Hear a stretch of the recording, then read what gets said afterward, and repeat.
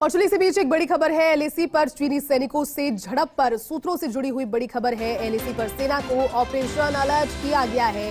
सेना को कह दिया गया है कि अलर्ट पर रहना है। एलएसी पर पहले जैसा वाकया चीन के साथ में हुआ है, इस बार भी भारतीय सेना को चीन से जवाबी हमले की आशंका है। चीन से ये आशंका बन रही है कि जवाबी हमला चीन जो है, चाइना जो है वो कर सकता है। सुपर एक्सक्लूसिव तस्वीर आपको दिखा रही हूँ। और देखिए, दूरगामी ऐसी जगह होती है जहां पर सिर्फ थोड़ी ही दूरी होती है। और ये सुपर एक्सक्लूसिव तस्वीरें हैं फर्स्ट इंडिया की। आप समझ सकते हैं कि जो भारतीय सेना है और जो सेना उस ओर से भी है वो कितनी विपरीत परिस्थितियों में काम करती है। लेकिन 300 चीनी सैनिकों को खदेड़ा है, ये जानकारी। और आप कहीं ना कहीं इस चीज का बदला चीन की सेना ले सकती है। और ये बड़ी खबर आपको दिखा रहे हैं। एलएसी पर तैनात सेना की सभी यूनिट्स हाई अलर्ट पर है। देखिए, लद्दाख से लेकर अरुणाचल प्रदेश तक सेना हाई अलर्ट पर है। इसके अलावा ईस्टर्न लद्दाख में तैनात जवानों को भी अलर्ट कर दिया गया है। कुल मिलाकर के जितने भी बटालियन है उसके जवानों को कह दिया गया है कि आप अलर्ट रहे। सोने के समय में कमी की कर दी जाती है। ऐसे में 9 दिसंबर की घटना ये है जब 300 चीनी सैनिकों को खदेड़ा गया। किसी भी सूरत में वहां पर नींद में भी कोई ऐसा जवाबी हमला वहां से होने की आशंका जाहिर की गई है। 9 दिसंबर की घटना के बाद जवाबी हमले की आशंका है। ये सूत्रों के हवाले जानकारी सामने आ रही है। और बड़ी खबर आपको बता रहे हैं, भारत चीन के सैनिकों में झड़प पर सेना का बयान भी आ गया है। एलएसी पर तवांग में चीन सैनिकों से झड़प हुई है। चीन की सैनिक वहां पर दाखिल होने की कोशिश कर रहे थे। ये सेना का आधिकारिक बयान है। उन्होंने ये भी कहा कि भारतीय सैनिकों ने बहादुरी से उनका मुकाबला किया और उन्हें अपनी सीमा में प्रवेश नहीं करने दिया गया। हमारे और चीन के सैनिकों को मामूली चोटें आई है, ये कहना है भारतीय सेना की ओर से आधिकारिक बयान जो कि उन्होंने इस झड़प के बाद दिया।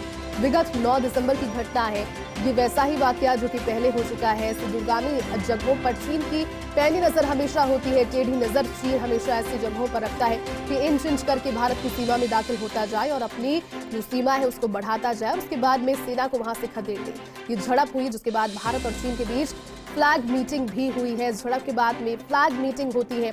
झड़प के बाद कमांडर्स के बीच में ये फ्लैग मीटिंग, और इस फ्लैग मीटिंग में बेसिकली शांति बहाली पर चर्चा की गई। ये चर्चा की गई कि फिर से कैसे शांति बहाल की जाए। लेकिन भारतीय सेना को दूसरी ओर अलर्ट पर रखा गया है। कह दिया गया है कि हो सकता है कि उस चीज का जवाब चीन अपने ओर से अपने सैनिकों के माध्यम से दे, क्योंकि इस तरह की हरकतें चीन ने पहली बार नहीं की है। पहले भारत कभी किसी को छेड़ता नहीं है और उसके बाद कोई छेड़ता है तो फिर उसे छोड़ता नहीं है। ये भारतीय सेना और भारतीय सैनिकों की खासियत। फ्लैग मीटिंग के बाद दोनों देशों के सैनिक फिलहाल तो पीछे हट गए, लेकिन देखना ये होगा कि जब तक अलर्ट जारी है तब तक किसी तरह की ऐसी गतिविधि वहां पर ना हो, क्योंकि तवांग से लगी सीमा के पास चीन ने सड़कें बना ली है और सैटेलाइट के जरिए तस्वीरों में चीनी सड़क नजर आई। ये जानकारी आई कि वहां पर सड़क बना दी गई है। गांव पर ये सड़क है। एलएसी पर तवांग के पास चीन ने पूरा का पूरा गांव बसा दिया। और अभी मैं आपको कह ही रही थी कि इंच इंच करके भारत की सीमा में दाखिल होने की जो कोशिश चीन करता आ रहा है। इस तवांग में अब जब ये झड़प हुई तो इस झड़प पर कांग्रेस के राष्ट्रीय अध्यक्ष मल्लिकार्जुन खड़गे का बयान अब आपको बता देते हैं। उन्होंने ट्वीट के जरिए अपनी प्रतिक्रिया दी। लिखा, चीन के मामले पर सरकार संसद में दे जवाब। खड़गे राष्ट्रीय सुरक्षा के मुद्दों पर देश के साथ है कांग्रेस पार्टी, उनका कहना है। उन्होंने कहा कि संसद में सरकार को इस चीज का जवाब देना चाहिए क्योंकि देश की सुरक्षा से जुड़ा हुआ मसला है। मोदी सरकार ईमानदार बने, ये भी कहना है कांग्रेस के राष्ट्रीय अध्यक्ष मल्लिकार्जुन खड़गे का। देश को विश्वास में लेने की जरूरत है। लोगों में भय है, लोगों में डर है। चीन के मामले पर संसद में चर्चा की मांग उन्होंने कांग्रेस के रिप्रेजेंटेटिव के तौर पर कर दी है। राष्ट्रीय अध्यक्ष है वो, और उन्होंने कह दिया है कि चीन के मसले पर संसद में चर्चा करना चाहता है विपक्ष, यानी कि सरकार इसके लिए खुले तौर पर आमंत्रित उन्हें करे। संसद में इसके लिए एक विशेष सेशन रखा जाए या फिर संसद की जब कार्यवाही चल रही हो तब यहाँ पर ये चर्चा होनी चाहिए, क्योंकि देश की सुरक्षा से जुड़ा हुआ ये महत्वपूर्ण मसला है। चीन ने हमारे जवानों को फिर भड़काया है, ये भी मल्लिकार्जुन खड़गे ने इस ट्वीट में लिखा। साथ ही लिखा कि हमारे जवानों ने डटकर मुकाबला उनका किया, सैनिकों के शौर्य को भूलेंगे नहीं। सेना के साथ में कांग्रेस पार्टी और उनके लिए, उनके हक में, उनके परिवारों के हक में अब ये बात संसद में उठाने के लिए इस मुद्दे को बुलाने की कोशिश कहीं ना कहीं इस ट्वीट के बाद में तेज कांग्रेस कर चुकी है। और देखिए, तवांग मामले में विपक्ष के तेवर भी तीखे नजर आ रहे हैं।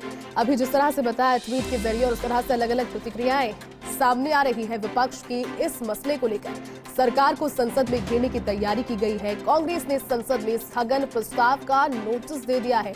बहुत बड़ी बात अपने आप में हो जाती है कि स्थगन प्रस्ताव का नोटिस एक विपक्षी दल अगर देता है, क्योंकि कांग्रेस के एमपी नासिर हुसैन ने राज्यसभा में ये स्थगन का नोटिस ऑलरेडी दे दिया है। कांग्रेस आज संसद में तवांग झड़प का मुद्दा उठाएगी और फिर देखना यह महत्वपूर्ण होगा कि सरकार क्या जवाब देती है, क्योंकि इसके बाद जिस तरह की जानकारी सूत्रों से जुड़ी हुई सामने आई, सूत्रों के अनुसार ये कहा गया है सेना को कि आप अलर्ट पर रहें, आप अपनी सिक्योरिटी रखें, आप 24/7 इस तरह से ही लगातार गश्त करते रहें, अपने आप को सेफ रखें, क्योंकि वहां से अगर घायल कोई होता है तो फिर उसे अस्पताल या फिर सेना के अस्पताल तक, जो सेना के कैंप्स होते हैं, वहां तक पहुंचा पाना भी साथियों के लिए भी बड़ा मुश्किल हो जाता है। कुल मिलाकर के एक बार फिर से ये मसला उठा है, देखना ये है कि कितना ये आगे बढ़ेगा और इसे कितना संसद के और भी ले जाया जाएगा।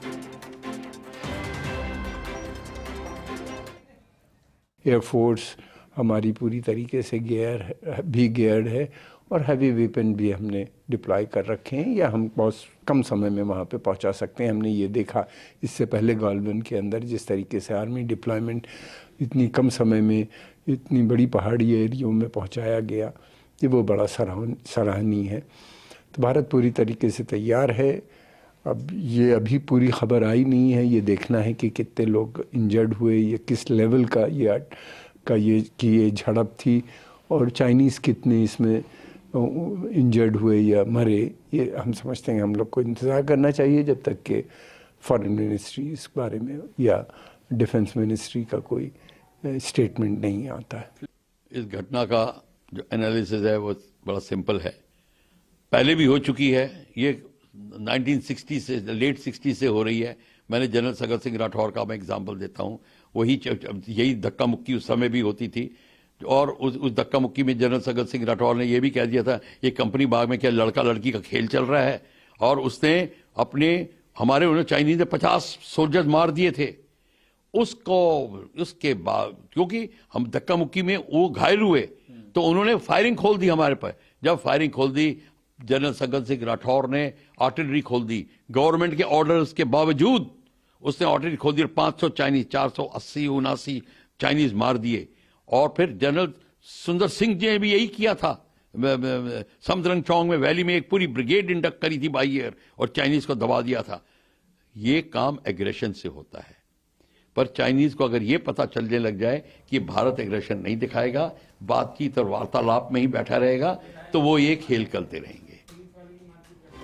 देखिए बड़ी बात है ये, और तवांग झड़प पर राजनाथ सिंह ने बैठक बुला ली है और इस बैठक पे तीनों सेना के अध्यक्ष शामिल होंगे। रक्षा मंत्री राजनाथ सिंह ने इस पर गंभीरता दिखाना शुरू कर दिया है, इस मसले पर गंभीरता दिखाते हुए बैठक बुलाई है। तीनों सेना के अध्यक्ष इसमें शामिल होंगे। बैठक में विदेश मंत्री होंगे, विदेश सचिव भी उपस्थित रहेंगे, क्योंकि फिलहाल कहा जा रहा है कि स्थिति अंडर कंट्रोल है, लेकिन आने वाले दिनों में भी ये वाकया वैसा ना हो जाए जो कि विगत 15 जून 2020 को लद्दाख के गलवान घाटी में हुआ था। 20 से ज्यादा भारतीय सैनिक मारे गए थे, कई जख्मी हुए थे, परिवार कई तबाह हो गए थे, क्योंकि इनके पीछे परिवार जो इंतजार करते हैं वो इंतजार ही करते रह गए, घाटी में गिर गए, खाई में गिर गए और उसके बाद उनकी जो शरीर है, जो पार्थिव शरीर है, वो भी नहीं मिले थे। बहुत दुखद था। अब इस चीज का रेपिटेशन किसी भी तरह से ना हो, उसको लेकर सेना ने मुंहतोड़ जवाब अभी तो दे दिया है चीन के सैनिकों को, लेकिन आगे भी इसी तरह से जारी रहे और शांति व्यवस्थाएं बनाई जा सके।